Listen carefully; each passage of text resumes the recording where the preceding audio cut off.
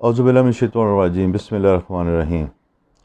سوال جواب کے سیشن کے حوالے سے جو مزید سوالات آئے ہیں وہ جوہرات کے بارے میں ہیں۔ اس سلسلے میں پہلا سوال یہ کہ کیا ٹوٹا ہوا جوہر استعمال کیا جا سکتا ہے؟ ٹوٹے ہوئے جوہر کی دو حالتیں ہوتی ہیں۔ ایک تو عام طور پر دیکھا گیا کہ کسی بھی پتھر کے اندر ایک رگ ہوتی ہے جو باہر سے دیکھنے سے پتھر ٹوٹا ہوا نظر آتا ہے۔ ایسے پتھر جو باہر سے سطح سے جب آپ اسے ہاتھ لگائیں، انگلی پھیریں، ناخن پھیریں تو وہ ٹوٹے ہوئے نہ ہوں، اور بلکہ وہ رگ ان کے اندر چل رہی ہو اور ایسے محسوس ہو جیسے وہ ٹوٹا ہوا ہے، لیکن وہ حقیقت میں ٹوٹا ہوا نہ ہو، تو ایسے پتھر کو استعمال کیا جا سکتا ہے۔ اس کے اندر کوئی مذائقہ نہیں ہے، نہ اس کے اثرات میں کمی واقع ہوتی ہے۔ یہ الگ بات ہے کہ ہر پتھر اپنی کوالٹی کے حساب سے اثرات کا حامل ہوتا ہے۔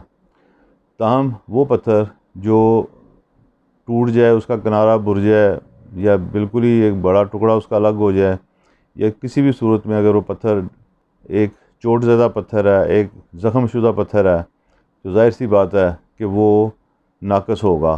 آپ اگر ایسے ناقص پتھر سے اچھے اور مثبت سحری اثرات کی توقع رکھیں تو یہ صرف غلط فہمی ہو سکتی ہے اور کچھ بھی نہیں۔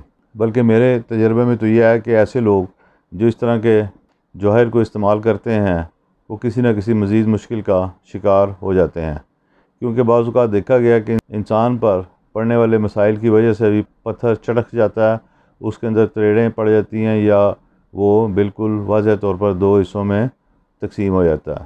تو یہ تمام حالتیں اس بات کی مظہر ہیں کہ پتھر وہ اثرات جو دینا چاہ رہا تھا، جن اثرات کے لیے ہم نے اس کو استعمال شروع کیا تھا، اب وہ ان اثرات کو نہیں دے سکتا، بلکہ اب اس کے اندر مثبت طاقتوں کے بجائے منفی طاقتوں کا اجتماع اور اخراج زیادہ ہو گیا ہے۔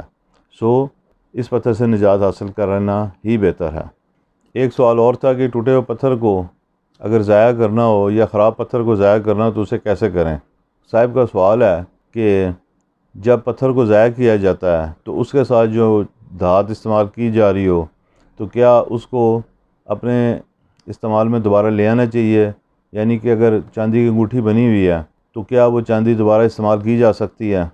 تو اس صورت میں پہلی کیفیت تو یہ ہے کہ اگر پتھر کی جو خرابی ہے اور جو اس میں نقص ہے وہ اس درجے کا ہے جو باعث نحوست ہے اور بہت ناقص اثرات کا ظاہر کر رہا ہے، تو پھر بہتر یہ ہے کہ پتھر کے ساتھ اس دھات کو جس میں وہ انگوٹھی بنی ہوئی ہے اس کو بھی ضائع کر دیا جائے، تاکہ جو بھی اثرات، ناقص اثرات مراد ہے ہماری یہاں پہ، اس پتھر میں، اس پتھر کی بدولت اس دھات میں آئے ہیں، وہ سارے کے سارے ختم ہو جائیں اور فرد کو ان سے نجات مل جائے۔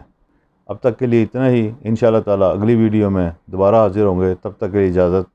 اللہ ہم سب کا حافظ و ناظر ہو، آمین۔